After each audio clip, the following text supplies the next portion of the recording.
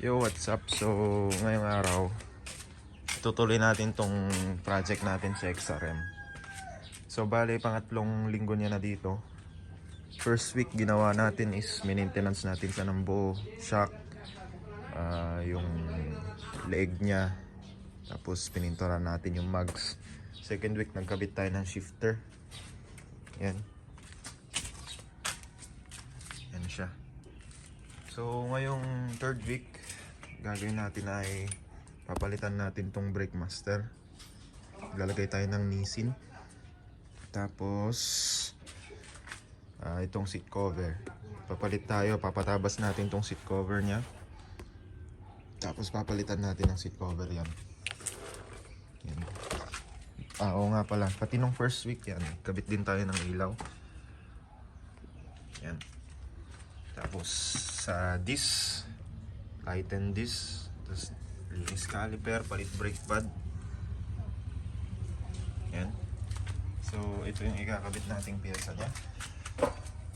Ayan. Hindi ko lang tawag dyan, basta yan, yung nut na yun sa T-post, yung bolt sa shock, tapos mga sorted gold bolts. Ito yung ilalagay natin sa kanyang brake master.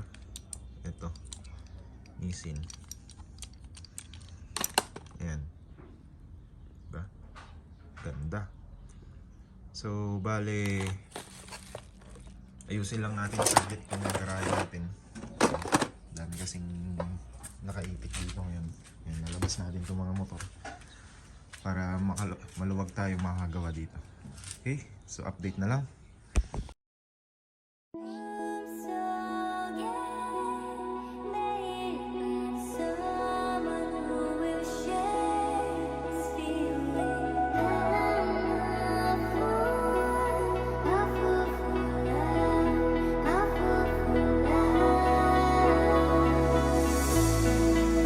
Yung update, so nakabit na natin yung brake master.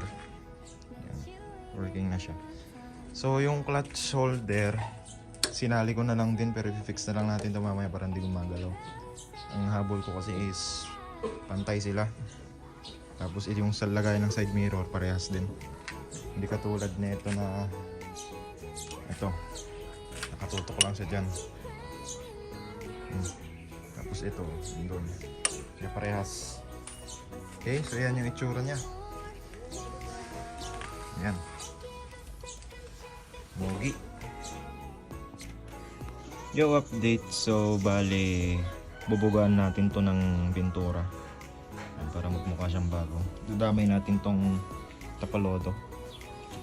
Tapos yan, yung fender extension. So bali na ilagay na natin yung ano kanina, pero binaklas natin kasi pinturan nyo natin yung manubela. So ayan siya. Okay din pala pag walang manubela, no? Ganito na lang kaya. Yan. Okay. Tapos mga cold bolts. Ayan. Kabit na yung pinakamalaki. Okay, update na lang. Yung update, so napatabas na natin yung upuan, tapos napalagyan na natin ng bagong seat cover. APR seat cover yung pinili ko kasi yun lang naman yung may etiketa doon na maayos tignan. So yan yung tabas niyan, hindi natin siya flinat talaga. Naglagay tayo ng konting umbok pa rin. Yan.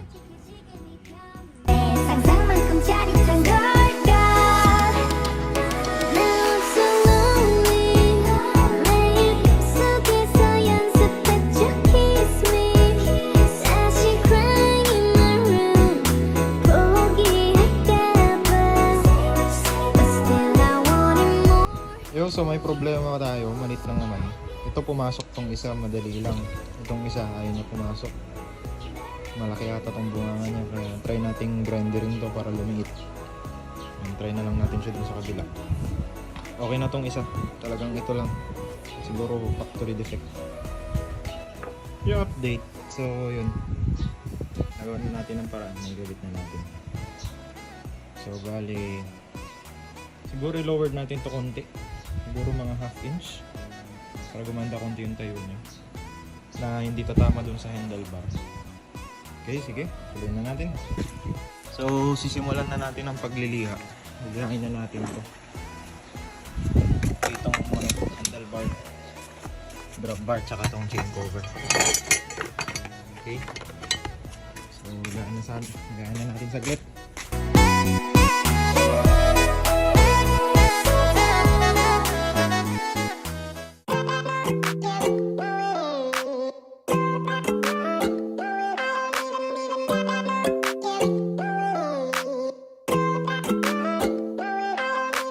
Pretty young thing from the Carolinas.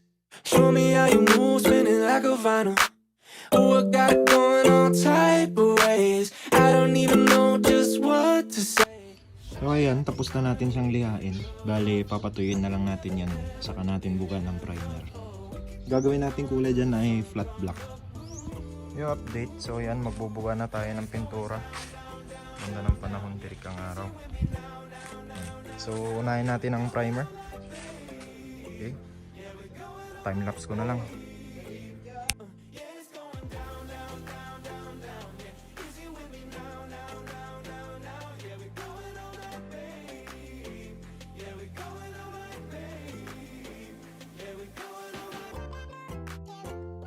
So ayan, first coating pa lang. Ayan, bali papatungan pa natin yan mamaya. Bitak itong chain cover niya. Patungan pa natin ulit yan mamaya. Yung update, so yan na. Ayan na yung kinalabasan. 3 coat yan. 2 primer tapos 2 coating ng flat black. Ayan. So pinapatayo na lang natin, pero pwede na ito ikabit. Itong handlebar ang mahuli kasi tikasin pa natin konti yan at baka magasgas kapag ikinabit na natin yung yun nga, yung handlebar nya. Sige, so update na lang.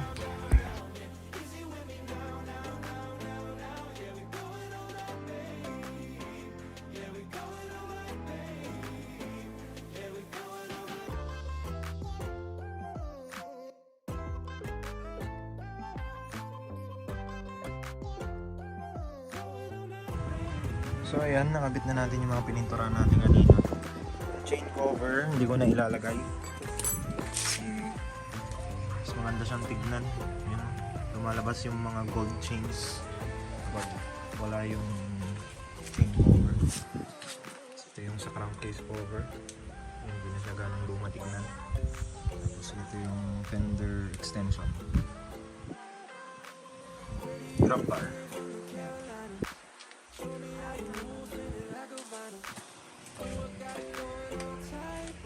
So, manubela na lang. Tapos ang isa pa nagpapaluma dito. Ito, kapaluma. So, yung balikan nyo. Bagong na itsura niya. Okay, so kabit natin yung gold bolts. Ito yung mga body bolts niya. Okay.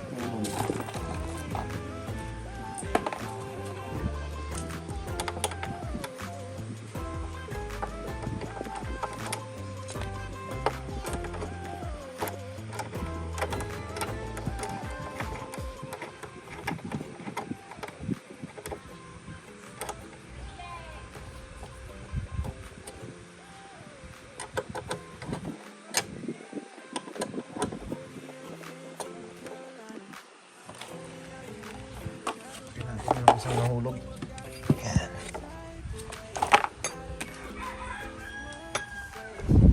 Saan pa? Kaya sa kabila.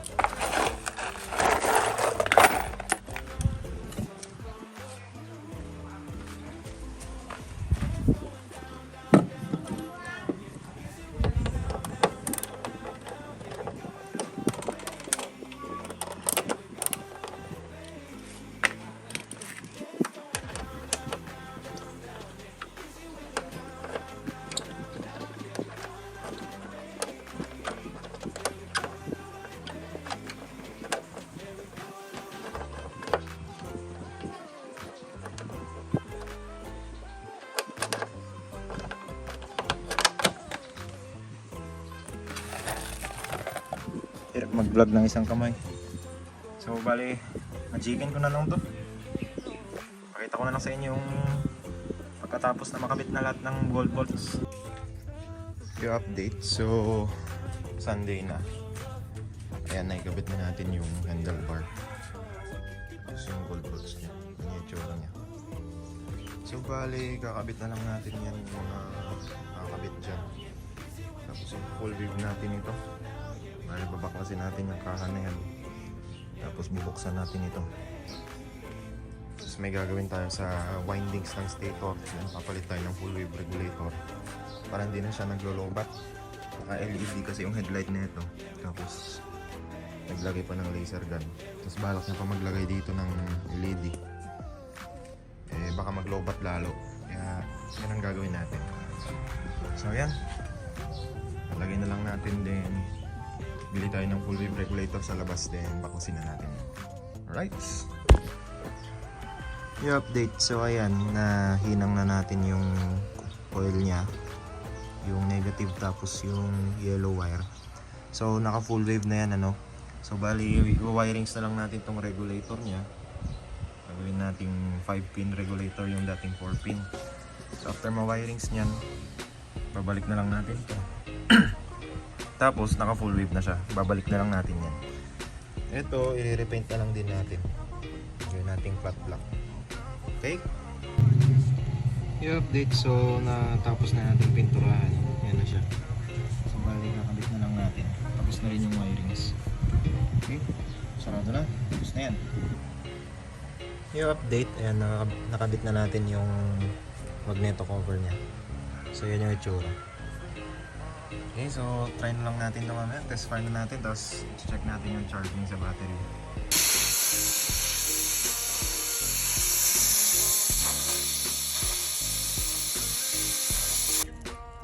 Yung update, so bale papalit na rin tayo ng langis nya. Ito gagamitin natin, SICK na M7 synthetic.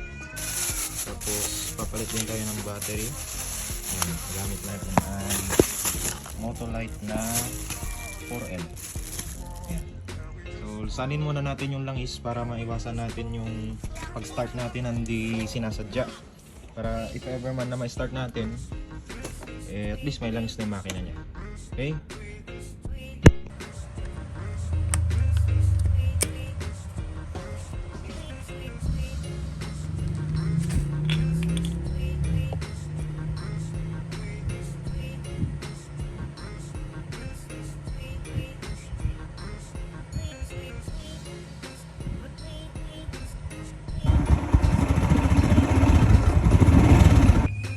So ayun, natapos na rin natin yung XRM.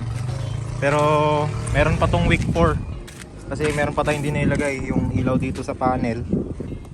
Tapos yung mga underlights niya, yung mga underglow. So bali check lang natin yung mga ginawa natin. Ayan, repaint yung handlebar. Tapos install ng set sa handlebar ng gold bolts. Nissin Brake Master. Yan o. Tapos clutch holder, pero tinanggal natin yung lever kasi masyado siyang extra. Yan, okay na yan.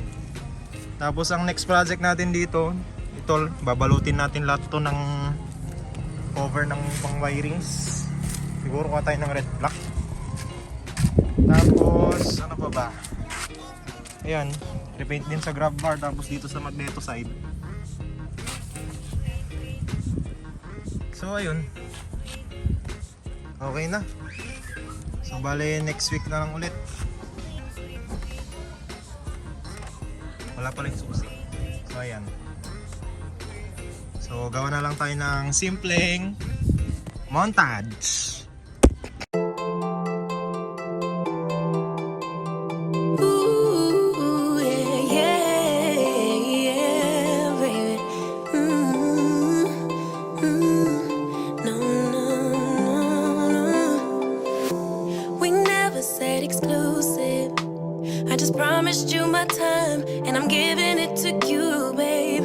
So why you being accusive? Your emotions running wild. If you don't calm down, I can't stay. Breathe in, breathe out. Let me speak now. What happened was a one-time thing.